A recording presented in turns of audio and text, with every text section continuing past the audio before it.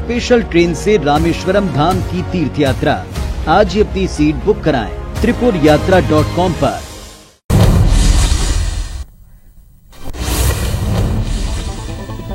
नमस्कार, आप देख रहे हैं IBC 24 और आपके साथ मैं हूं रुमाना अलवी और मैं हूं आपके साथ संस्कृति जैन। 20 मिनट में छत्तीसगढ़ मध्य प्रदेश की 100 बड़ी खबरें। चाहे आप छत्तीसगढ़ के हों या फिर मध्य प्रदेश के हर शहर की बड़ी खबर इस बुलेटिन में हम दिखाएंगे आपको फास्ट अंदाज में। बिल्कुल, सिर्फ 24 सेकंड में आपके शहर की खबर IBC 24 पर। तो फटाफट अंदाज में आइए देखते हैं सिर्फ 20 मिनट में 100 खबर। इससे नहीं छूटेगी किसी भी शहर की कोई खबर।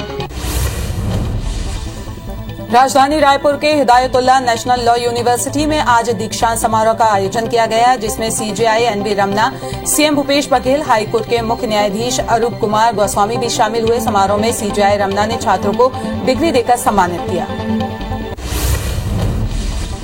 हिदायतुल्लाह नेशनल लॉ यूनिवर्सिटी के दीक्षांत समारोह में CJI NV रमना ने कहा, CM भूपेश बघेल प्रदेश को एक नई दिशा की तरफ ले जा रहे हैं। देश में छत्तीसगढ़ एक रोल मॉडल के रूप में स्थापित हो रहा है। इसके लिए CJI ने CM भूपेश को बधाई भी दी।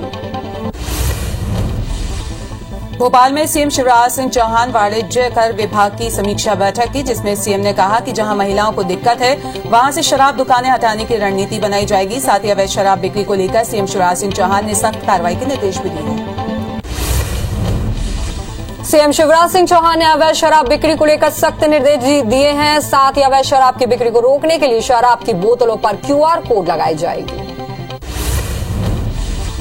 छत्तीसगढ़ के मुख्यमंत्री भूपेश बघेल ने केंद्रीय कोयला एवं खनन मंत्री प्रहलाद जोशी को कोयला आपूर्ति को लेकर पत्र लिखा है। उन्होंने छत्तीसगढ़ के स्टील उत्पादकों को अनवरत रूप से SECL की ओर से कोयला आपूर्ति करने के लिए अधिकारियों को निर्देश देने का अनुरोध किया है।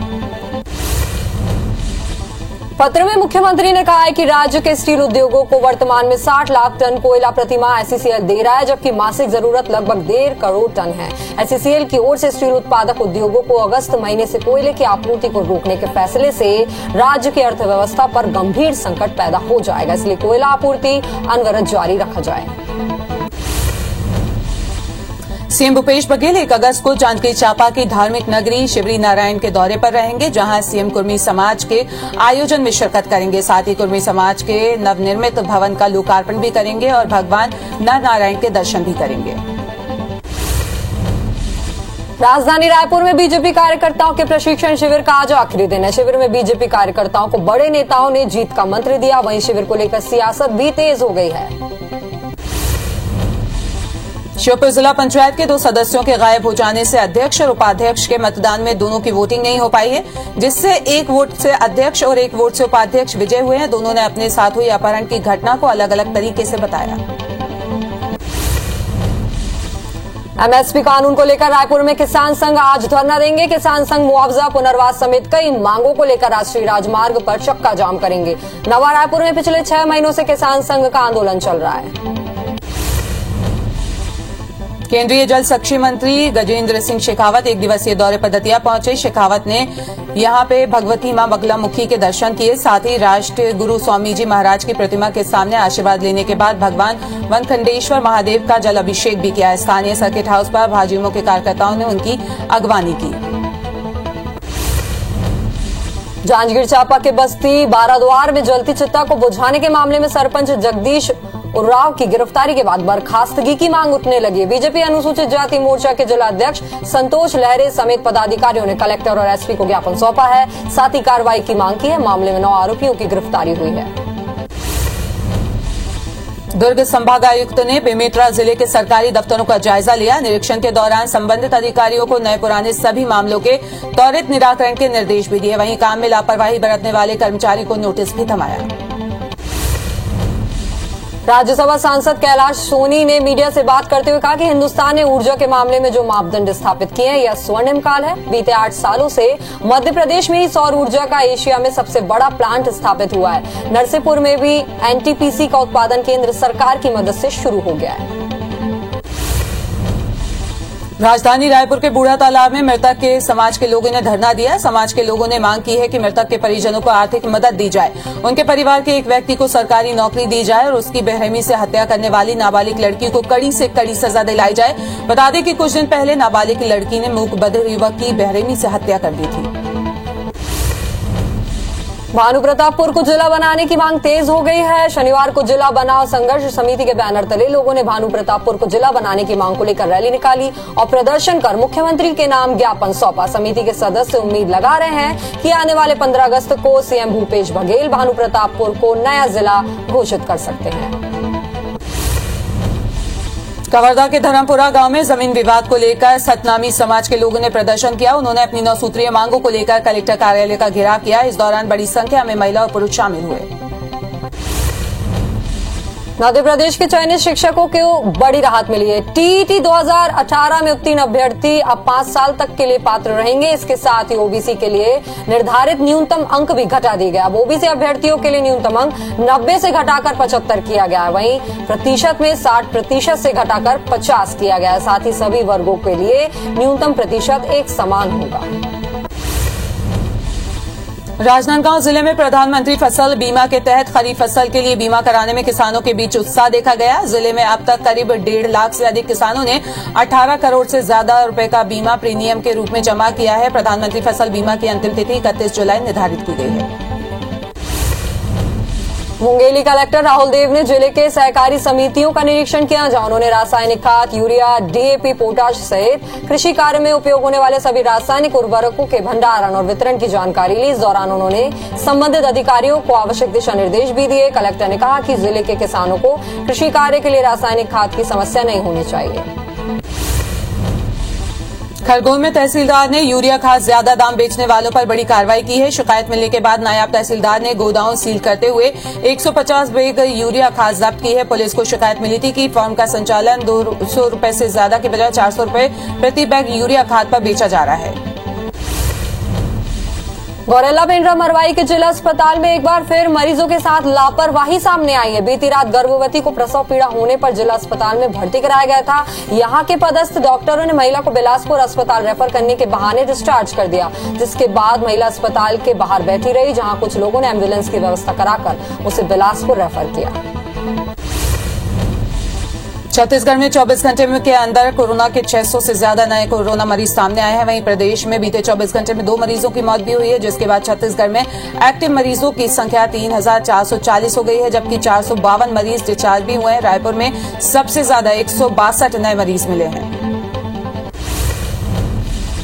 मध्य प्रदेश में भी कोरोना संक्रमण लगातार बढ़ रहा है। प्रदेश में 24 घंटे में 228 नए कोरोना मरीजों की पुष्टि हुई, जबकि 2 मरीजों की मौत भी हुई। इसके बाद प्रदेश में एक्टिव मरीजों की संख्या 1555 हो गई। प्रदेश में कल 263 मरीज डिस्चार्ज भी हुए हैं। मध्य प्रदेश की संक्रमण दर 2.88% और रिकवरी रेट 98.83% है। बिलासपुर हाई कोर्ट की डिवीजनल बेंच ने बर्खास्त अतिरिक्त जिला न्यायाधीश को राहत देते हुए बर्खास्तगी आदेश निरस्त कर दिया है। चीफ जस्टिस की डिवीजन बेंच ने पाया कि जज की बर्खास्तगी अधिकार क्षेत्र से बाहर और बिना प्रक्रिया के की गई है। सिंगल बेंच के आदेश को जारी रखते हुए डिवीजन बेंच ने कहा है कि हाईकोर्ट चाहे तो मामले के परीक्षण के बाद उचित निर्णय ले सकता है। कांकेर के विशेष न्यायालय ने भ्रष्टाचार के मामले में दोषी तत्कालीन उप संचालक और अन्य 2 को 3 साल की सजा सुनाई है। साथ ही दोषियों पर 7000 रुपए का जुर्माना भी लगाया है। जांच में सामने आया था कि उप संचालक ने वाहन खरीदी के नाम पर भ्रष्टाचार किया था और फर्जी बिल लगाकर 94,000 की राशि निकाल ली थी। मामले में एसीबी ने आरोपियों को गिरफ्तार कर लिया है। केशकाल क्षेत्र में लगातार हो रही बारिश की वजह से नदी नाले उफान पर हैं, जिसके चलते बड़े डोंगर के ग्राम ओरंदा बेड़ा नाला देखते ही देखते पूरी तरीके से क्षतिग्रस्त हो गया है, जिसकी वजह से 2 दर्जन से ज्यादा गांव का संपर्क पूरी तरीके से टूट गया है। वहीं सुरक्षा के लिए पुलिस ने दोनों ओर बैरिकेड लगाए हैं। खरगोन के सेगांव में स्थित बोराड़ नदी उफान पर है, जिसके कारण खंडवा बड़ौदा राजमार्ग बंद हो गया। निर्माणाधीन पुल का काम धीमी गति से होने से आवागमन भी प्रभावित हुआ है। भारी बारिश के बाद दूसरी बार नदी में बाढ़ आई है। रायपुर में कल शाम से लेकर 3 अगस्त की सुबह तक आधे शहर में नगर निगम के नलों में पानी नहीं आएगा। 48 घंटे के लिए शहर के आधे से ज्यादा इलाकों में नलों से जल आपूर्ति पूरी तरीके से ठप रहेगी। दरअसल भाटागांव फिल्टर प्लांट के पंप वेल को 150 MLD क्षमता के प्लांट से जोड़ने का काम किया जाएगा, जिसके कारण 26 टंकियों को पानी नहीं मिल पाएगा। छत्तीसगढ़ में नया सिस्टम सक्रिय न होने की वजह से बारिश पर ब्रेक लग गया है, लेकिन राज्य के कई हिस्सों में हल्की से मध्यम बारिश का दौर जारी है। हालांकि अगस्त में मौसम में बदलाव के आसार हैं। मौसम विभाग के मुताबिक प्रदेश के कुछ स्थानों पर बादल छाए रहेंगे, कुछ स्थानों पर गरज चमक के साथ बारिश की संभावनाएं बन रही है। मध्य प्रदेश में अब मौसम में बदलाव देखने को मिल रहा है। मौसम विभाग के मुताबिक प्रदेश में 3 जुलाई के बाद से अच्छी बारिश के आसार है, यानी अब एमपी में कुछ दिन उमस सताएगी। बरसात न होने के चलते तापमान बढ़ने लगा है। बारिश के मौसम में गौरेला, पिंडरा, मरवाई सहित अमरकंटक के जलप्रपात पूरे शबाब पर है। आमतौर पर सूखा रहने वाले जलप्रपात इन दिनों ऐसा लग रहा है मानो श्रृंगार किए हुए हैं। कपिल धारा, दूधक धारा और शंभू धारा वाटरफॉल लोगों को आकर्षित कर रहा है, जिसे देखने बड़ी संख्या में पर्यटक यहां पहुंच रहे हैं। वहीं सुरक्षा के लिहाज से सावधानी भी जरूरी है। कई सालों से रेल का इंतजार कर रहे जजपुर के लोगों के लिए राहत की खबर है। जिले में रेलवे लाइन की प्रक्रिया शुरू हो गई। रेल मंत्रालय ने धर्मजयगढ़ से लोहरादगा तक 240 किलोमीटर और सरडेगा पत्थलगांव रेल लाइन से 128 किलोमीटर स्वीकृत कर सर्वे कार्य में शामिल किया है, जिसमें टेंडर की प्रक्रिया शुरू हो चुकी है। बलरामपुर में छत्तीसगढ़ झारखंड सीमा के पास आसमान से आग का गोला गिरता दिखा। पूरे घटना का वीडियो भी सामने आया है, जो लोगों के बीच चर्चा का विषय बना हुआ है। यह वीडियो सोशल मीडिया पर वायरल हो रहा है। हालांकि IBC 24 वायरल वीडियो की पुष्टि नहीं करता। बेमेतरा जिले के खिलोर गांव में कांवड़ियों का जत्था भोरम देव के लिए रवाना हुआ है। बड़ी संख्या में निकले शिव भक्त भोरम देव में भगवान शिव का दर्शन कर जल अभिषेक भी करेंगे। कांवड़ियों को देखते हुए जिले में कई जगहों पर भंडारे की व्यवस्था भी की गई है। साथ ही रुकने के लिए विश्राम स्थल भी बनाया गया है।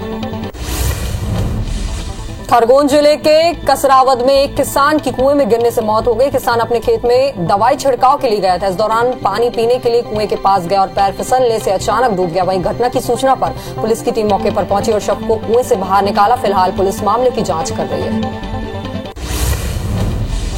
छिंदवाड़ा के कुंडीपुरा थाना इलाके में दिल दहला देने वाली घटना सामने आई है, जहां दंपति ने बेटा बेटी के साथ केरोसिन डालकर खुद को आग लगा ली। इस घटना से 3 लोगों की मौत हो गई है। वहीं गंभीर रूप से घायल बेटे का इलाज जारी है। दंपति ने यह कदम क्यों उठाया, पुलिस इसकी जांच कर रही है।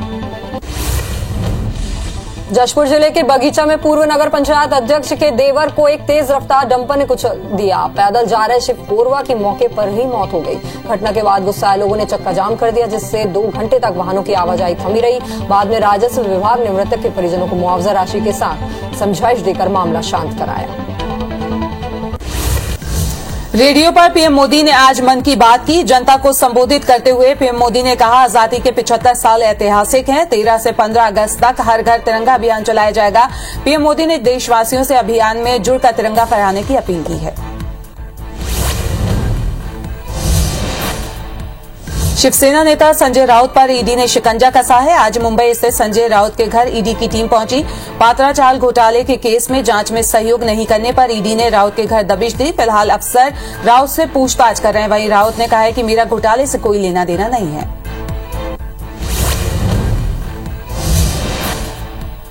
जम्मू कश्मीर के बारामूला के विनेर इलाके में मुठभेड़ में एक आतंकवादी मारा गया है, जिसकी पहचान इरशाद अहमद भट्ट के रूप में हुई है, जो मई 2022 से सक्रिय था और प्रतिबंधित आतंकी संगठन लश्कर से जुड़ा था। जम्मू कश्मीर पुलिस के मुताबिक मौके पर एक AK राइफल, 2 मैगजीन और 30 गोलियां भी बरामद हुई हैं।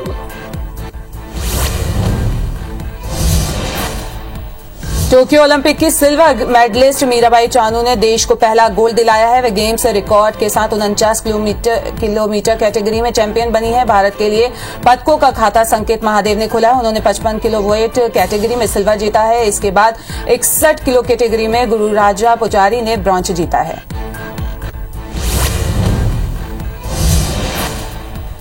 कॉमनवेल्थ कैंप में आज भारत और पाकिस्तान के बीच मुकाबला होगा। दोपहर 3 बजे दोनों देशों की महिला क्रिकेट टीम का महामुकाबला होगा।